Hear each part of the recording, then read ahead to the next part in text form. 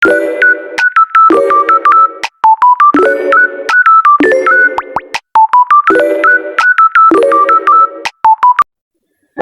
Bes, selamat datang kembali di channel aku. Hari ini aku mau menceritakan sebuah kisah horor yang terjadi di tahun 1998. Pengalaman dari teman aku yang bernama Dika. Nah, kebetulan teman aku bernama Dika ini orangnya memang agak skeptis ya. Dia itu tidak percaya dengan hal mistis seperti itu. Kejadian ini terjadi ketika Dika berlibur ke rumah temannya di desa. Jadi saat itu dia masih kuliah, masih berstatus mahasiswa, dan dia berencana untuk mengisi hari liburnya untuk main ke tempat teman kampusnya yang sebut saja teman kampusnya itu bernama Wawan ya. Dia berlibur ke desa tempat Wawan berasal. Nah, sebelumnya Wawan itu memang sering bercerita kalau ada rumor-rumor di desanya itu tentang kisah sundel bolong, di mana ada sundel bolong yang tinggal di hutan yang nggak jauh di dekat desanya.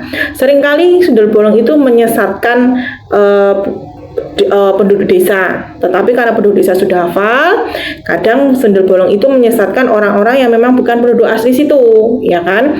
Dan Wawan pun sudah mewanti-wanti si Dika.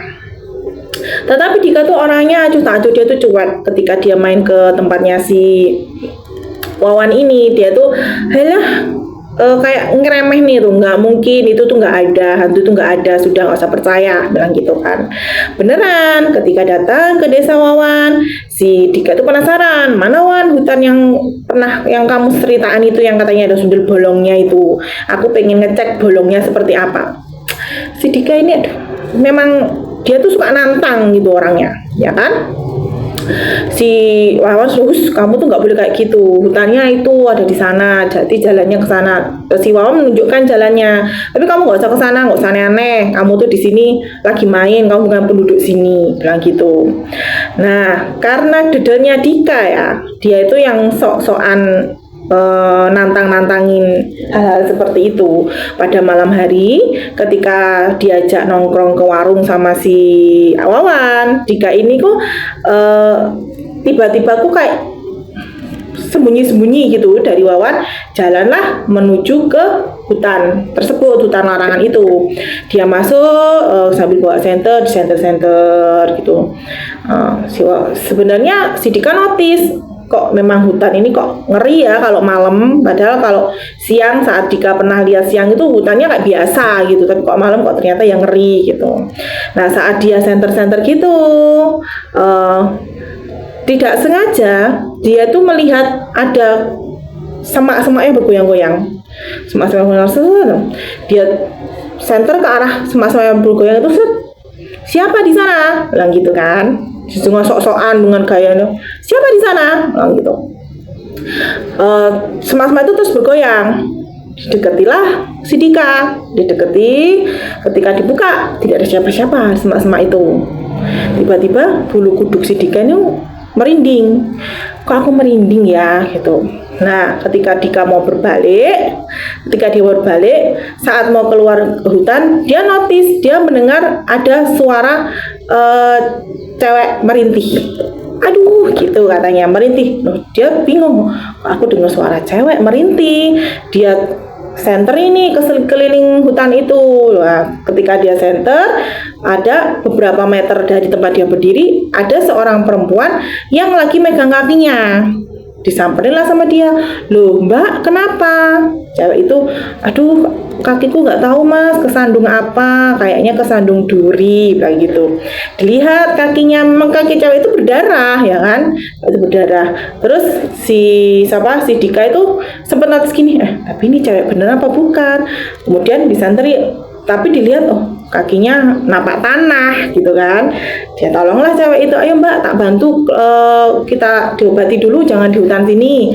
Oh iya Mas, cewek itu gitu. Tapi cewek itu menunduk, nggak berani dia memandang Dika tuh, nggak berani dia nunduk. Terus dibantulah sama si Dika, dituntun, bahunya dipegang buat keluar ya, kayak cowok-cowok pahlawan kesiangan gitu ya kan. Bantu duduk setelah keluar dari hutan. di sebuah batu yang besar, didudukkan cewek di situ. Mbak sebentar ya, saya carikan obat dulu, bilang gitu kan. Dilihat darahnya itu memang keluar banyak, terus dibersihkan. Saya itu, Mbak saya tunggu di sini ya, saya tak ke warung sebentar, tak beliin Hansaplast, bilang gitu. Sudah larilah Dika ke warung. Di warung situ dia cari, Bu punya Hansaplast nggak? Si Wawan notis, kamu dari mana aja kak? Digituin. Enggak, aku tadi dari toilet. Buat apa Hansaplast? Bilang gitu. Itu ada yang terluka tadi pas aku balik ke sini, ada yang jatuh, bilang gitu. Di mana? Itu di sana. Nah, si Dika aku nunjuk arah jalan ke hutan terlarang itu. Si Wawan, Kak, kamu baru dari sana gitu. Ya, karena takut dimarahin Wawan, Dika mengelak. Enggak, tadi aku tuh enggak dari arah sana, aku tuh dari arah sebelumnya. Cuman pas aku center ada cewek jatuh di situ, bilang gitu. Sebenarnya saat itu Wawan itu udah ngerasa heran, kok bisa ada cewek jatuh di area hutan terlarang? Kalau penduduk asli itu nggak mungkin berani mendekati situ, nggak mungkin berani, ya kan? Tapi karena Wawan mau ngomong lagi, Dika sudah buru-buru, makasih ya, sudah buru-buru dia menghilang ke sana. Si Wawan tuh heran, Dika ini, aduh gimana sih? Nah sebenarnya dari saat itu si Wawan itu sudah mulai khawatir, dia sudah mulai gelisah gitu dengan apa yang terjadi sama Dika, ya kan? Sudah tak berapa lama Dika kembali lagi nyamperin Wawan, terus tanyain, siapa ceweknya? Bilang gitu. Orang penduduk sini bukan? Iya, tinggal di sini, bilang gitu. Jatuh tadi dia itu, kakinya berdarah kena duri, udah tak kasih Hansaplast. Dika bilang gitu. Cewek tinggal situ, mana ada penduduk asli yang berani mendekati hutan terlarang. Si Dika, alah kamu itu apa sih? Dika nggak percaya. Sudah keesokan harinya Dika itu sering banget jadi keluar. Sejak saat itu Dika tuh sering keluar tanpa si Wawan. Dia selalu izin, Wawan aku pergi dulu ya. Dia selalu tanya kemana. Dia kan di desa itu temennya cuma si Wawan, tapi dengan pedenya Dika itu pergi-pergi gitu aja loh tanpa si Wawan. Ya aku mau main ke sana. Terus ditanyain sama si Wawan, kamu kemarin ke tempat siapa? Kemarin aku kenalan, namanya Santi ya. Ceweknya cantik, kamu kok nggak ngomong sih kalau di desa kamu ada cewek secantik itu? Wawan tuh karena Wawan juga heran, Santi siapa, anaknya siapa. Wawan sendiri juga sebenarnya nggak kenal siapa si Santi itu, tapi karena Dika sudah selalu sudah aku pergi, nggak sempet Wawan itu mau tanya lebih detail itu nggak sempet. Dika langsung pergi gitu aja.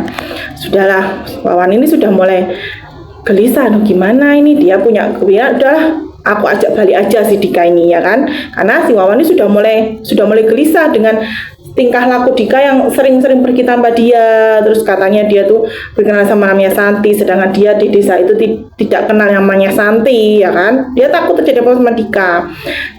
Ketika malam itu dia ngomong, besok balik aja yuk, bilang gitu. Si Dika, loh kenapa balik, kan liburnya kita masih minggu depan, masih minggu lagi, udah aku di sini aja seminggu lagi, bilang gitu. Si Dika, enggak, kita balik aja, aku ada tugas yang mau tak selesaiin, bilang gitu. Alasannya si Wawan. Dika pun, ya kok balik sih gitu. Ya nanti kalau misalnya kamu main ke sini bulan depan aku pulang ikut lagi, bilang gitu si Wawan untuk ngerayu si Dika. Akhirnya Dika setuju, ya udah besok kita balik. Berarti tapi nanti bulan depan kalau kamu pulang aku ajakin lo ya. Ya beres. Malam itu si Dika seperti biasa pamit sama Wawan, yaudah aku tak keluar dulu ya gitu, aku mau pamitan dulu sama Santi, aku ngomong kalau bulan depan biar bisa ketemu Santi lagi, bilang gitu. Si Wawan ya wes sana keluar karena dia pikir sudahlah besok udah tak ajak pulang ini anak, jadi insya Allah tidak terjadi apa-apa. Malam itu Dika pergi lagi dari rumah Wawan tanpa Wawan dan tidak kembali. Ditunggu sampai tengah malam, si Wawan itu tidak tidur, tunggu Dika pulang, tapi Dika tidak kembali. Aneh, karena selama ini Dika tuh masih pulang. Jadi kalau dia pergi janji sama Santi, katanya pergi ke rumah Santi, dia pasti akan pulang.